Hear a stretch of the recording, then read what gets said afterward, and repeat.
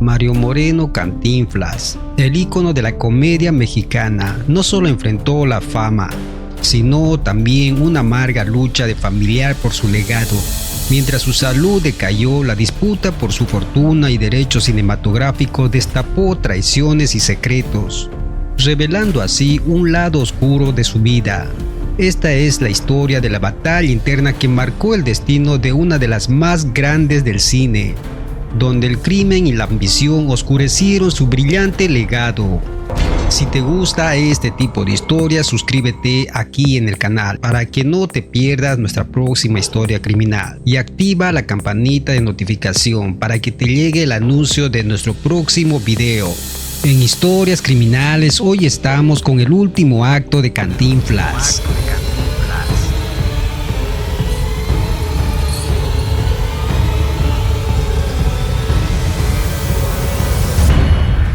Mario Moreno Reyes, el inmortal Cantinflas, fue uno de los íconos más potentes de la comedia mexicana. Su talento no solo transformó el cine en español, sino que también generó un legado artístico.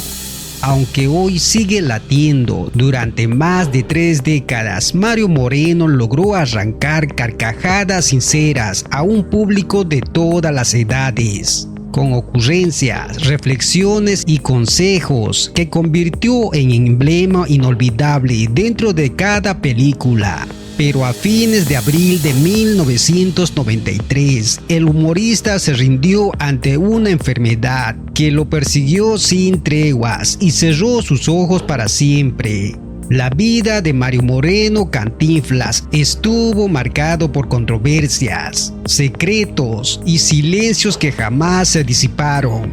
Su partida dejó una red de preguntas sin respuestas. La enfermedad que lo consumió sembró terror no solo en él, sino también en quienes compartieron sus últimos días oscuros. Las personas que lo acompañaron en vida se vieron envueltos en litigios por su herencia y una áspera y prolongada disputa familiar. Para enfrentar este drama desde el origen debemos viajar a la Ciudad de México. En el año 1911, Mario Moreno Reyes fue el sexto de 14 hijos, nacido del matrimonio entre Pedro Moreno Esquivel y María de la Soledad Reyes Guizar. Vio la luz el 12 de agosto en Santa María la Redonda, cerca del barrio de Tepito. Su padre trabajaba como cartero, su madre ama de casa ella. Criado en una familia de escasos recursos, Mario, como sus hermanos, tuvo que trabajar desde niño. Fue ayudante de zapatero, limpiabotas, mandadero, cartero, taxista, empleado de billar, boxeador y torero. Una de las últimas medidas para huir de la pobreza fue alistarse en el ejército. Mintiendo sobre su edad, su padre intervino, escribiendo una carta al secretario de Defensa Nacional, logrando que fuera dado de baja. Solo tenía 16 años para esa época. La carrera artística de Mario comenzó en las carpas ambulantes de la Ciudad de México en los años 30. En un inicio, intentó imitar al actor Al Jolson, pintándose el rostro de negro, pero luego daría a un personaje propio inspirado en el barrio humilde de su infancia, usando pantalones caídos, una soga como cinturón, un bigote delgado y un lenguaje único que lo haría inmortal. Cantaba, bailaba, hacía acrobacias y especializándose también en el llamado ole cómico, una forma de humor que surgía al término de las corridas de toros. Actuó en la Plaza de San Antonio Abad y en 2 festivales en el Monumental de la capital mexicana. Ya con una base económica totalmente sólido, se convirtió en ganadero de lidia. En esta etapa fue acompañado por el actor Manuel Mendel, quien reveló que el personaje de Cantinflas se inspiró en un borrachito llamado Olegario, barrendero del Teatro de Fez. Mario le pedía a Medel, que lo provocaba para oír sus respuestas incoherentes y repetitivas. Así fue naciendo el personaje icónico. Entre sus influencias más notables estuvo Charles Chaplin, quien en su momento lo describió como el mejor comediante del mundo. Durante su paso por las carpas, conoció a Valentina Ivanova, una bailarina rusa. La familia de él dirigía una compañía de teatro en la que trabajaban como artistas. Mario se unió a esta compañía y fue allí donde nació el amor. Se casaron el 27 de octubre del año 1934. Más tarde, ante la imposibilidad de concebir hijos biológicos, la pareja decidió adoptar a un niño de 1 año, a quienes lo bautizaron como Mario Arturo Moreno Ivanova.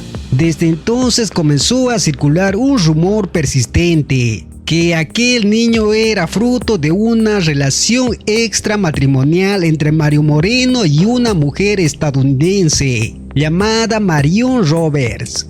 Atrapada ella por su desesperación y por su precaria situación económica, la mujer habría acudido a Cantinflas pidiéndole que se hiciera cargo del niño.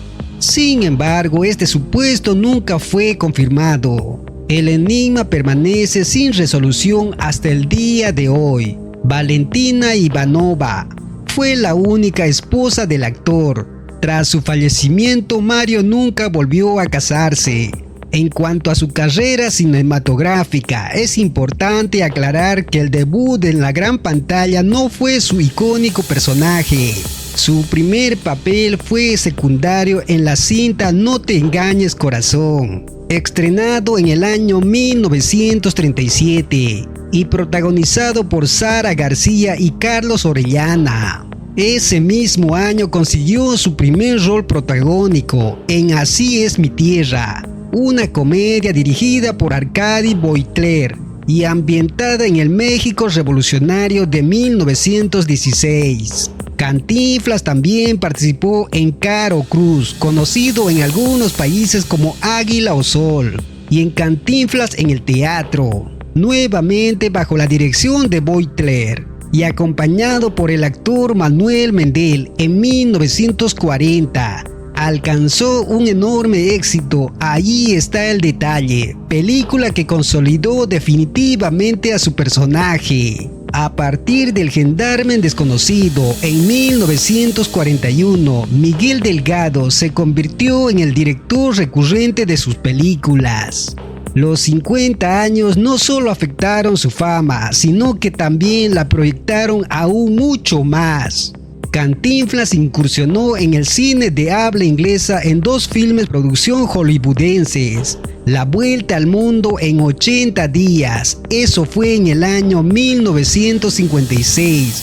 Fue un éxito rotundo, lo que le llegó a protagonizar Pepe en 1960. Sin embargo, esta segunda cinta no logró replicar el éxito anterior, y Cantinflas no volvió a trabajar fuera de México, salvo en España, con la película Don Quijote cabalga de nuevo, del año 1972. Entre sus títulos más reconocidos destaca El bolero de Raquel, su primera película en color, El padrecito, Súbete y baja, y El profe, todas dirigidas también por Miguel Delgado.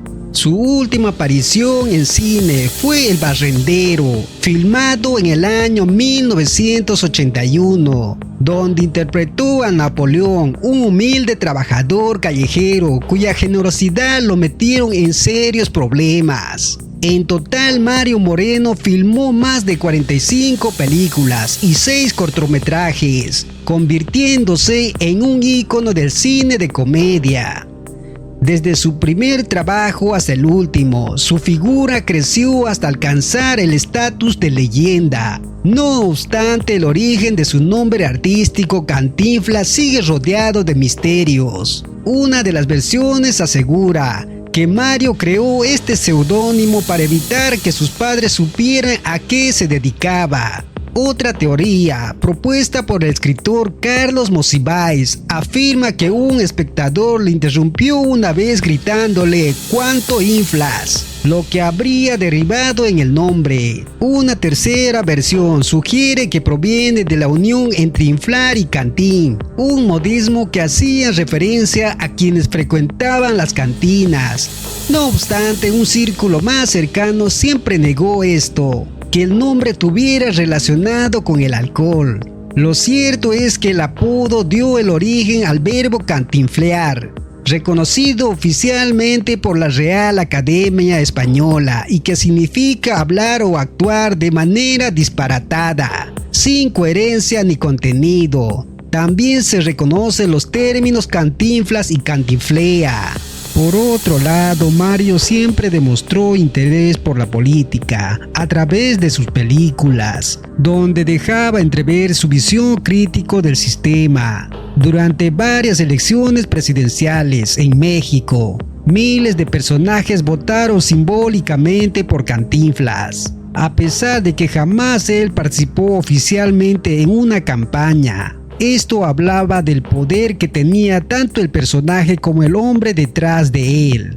Con los años ya consagrado y con importantes ingresos en Hollywood y México, Mario comenzó a destinar parte de su fortuna a fines benéficos. Contribuyó con instituciones de ayuda social y como gesto de gratitud hacia su tierra natal, construyó un barrio completo en la Ciudad de México y entregó aquellas viviendas como si fueran ofrendas para familias sin hogar. A pesar de que sus películas lo catapultaron al estrellato, hubo una ambición que jamás logró materializar: convertirse en el líder absoluto del Sindicato de Actores de México. Ese sueño, sin embargo, fue constantemente opacada por la sombra de otro ídolo, Jorge Negrete, quien siempre se impuso a la votación internas. Mario Moreno, el hombre detrás del personaje, tejió vínculos poderosos con las altas esferas del Partido Revolucionario Institucional, relaciones peligrosas que lo arrastraron a convertirse con los titanes de la política mexicana.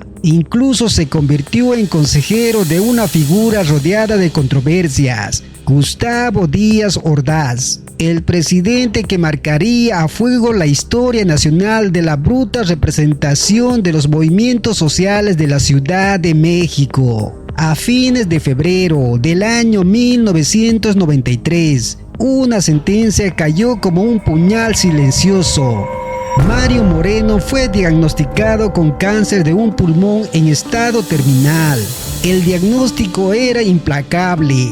La muerte rondaba. Impaciente en ese último tramo de su existencia, lo acompañaron su hijo Arturo y su sobrino Eduardo Moreno Laparade. Ambos mantenían una relación tensa, casi insostenibles, pero unidos por una razón: la proximidad al moribundo ídolo.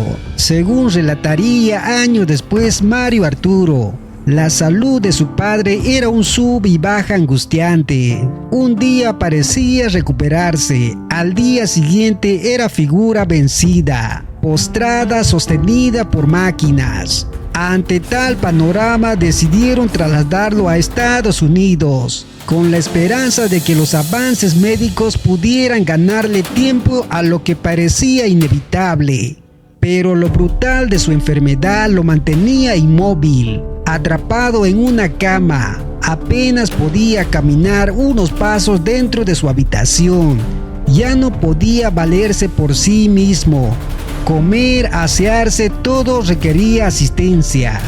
Finalmente su hijo tomó una decisión dolorosa: suspender la sesión de quimioterapia y devolverlo a su tierra natal, a la Ciudad de México, para que muriera en relativa paz.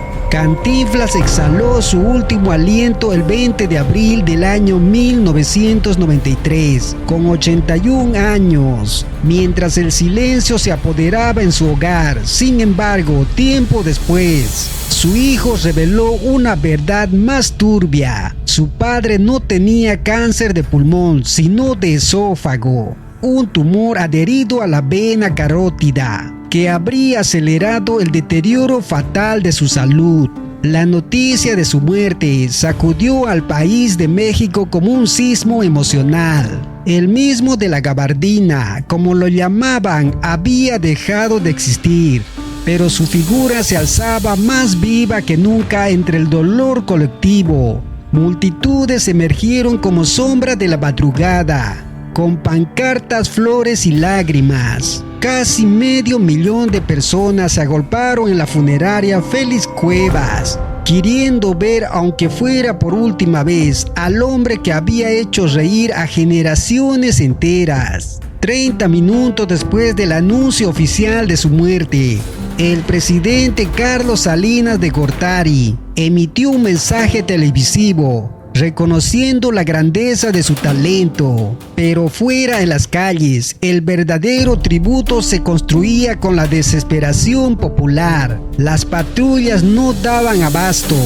Se organizaban cordones de seguridad. El cuerpo, aún sin llegar, ya tenía devotos apostados en los techos y en los puentes, en cada rincón del lugar. El Teatro Jorge Negrete, irónicamente, fue el escenario de su último adiós. Sus colegas despidieron entre aplausos forzados y miradas vacías. Los fanáticos lloraban desde lejos, suspendidos entre el cielo nublado y el pavimento húmedo. La despedida a la leyenda mexicana fue tan colosal que el funeral se extendió durante 3 días, 3 días de duelo nacional, 3 días donde México literalmente se detuvo. Fue el homenaje póstumo más extenso, multitudinario y abrumador que haya registrado la historia del país, porque detrás del personaje también había un hombre lleno de misterios, de vínculos incómodos y silencios que aún hoy, décadas después, siguen sin respuestas. Mario Moreno acumuló una fortuna multimillonaria, producto de sus decenas de películas, tanto a color como blanco y negro, que filmó a lo largo de 45 años de carrera interrumpida.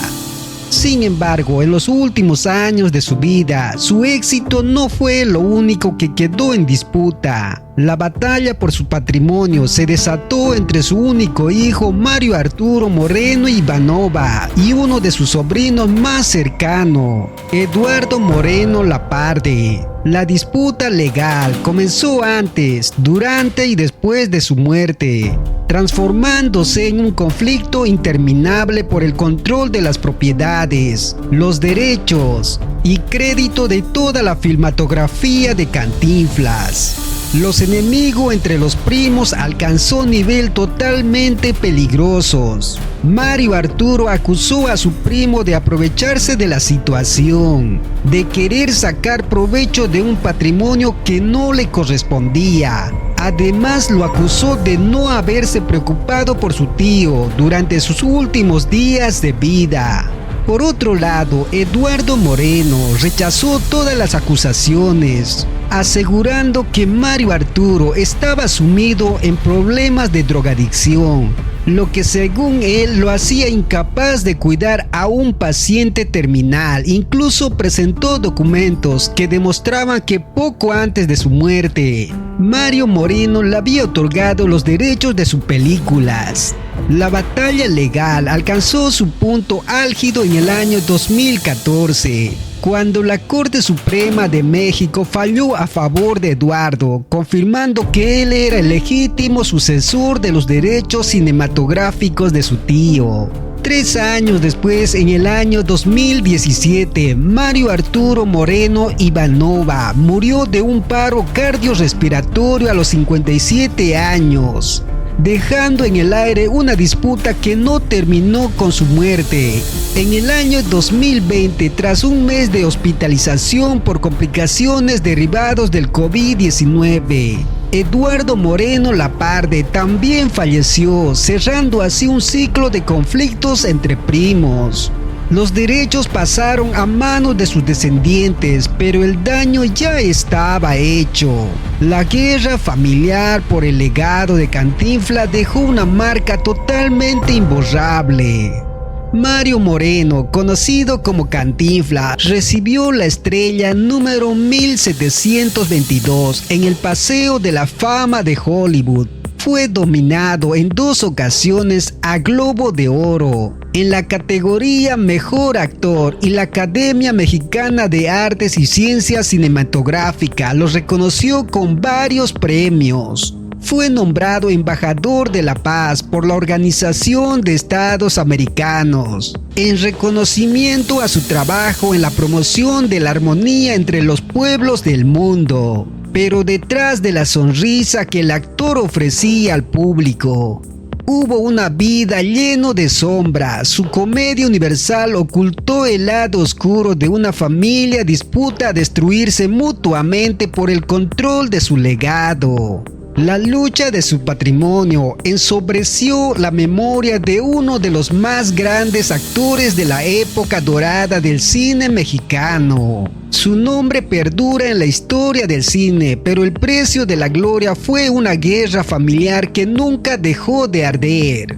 Termino con esta frase: en la vida como en el crimen siempre hay una forma de hacer reír, pero no todos los finales pueden ser felices. Así llegamos a la recta final de esta historia criminal, el último acto de Cantinflas. Si te gustan las historias criminales, no te olvides de ver nuestros videos anteriores y déjanos tu comentario. ¿Qué te parece acerca de la vida de este gran actor mexicano? Y activa la campanita de notificación para que no te pierdas nuestro próximo episodio de Historias Criminales. Yo soy Mr. Ariel, nos vemos hasta el próximo crimen.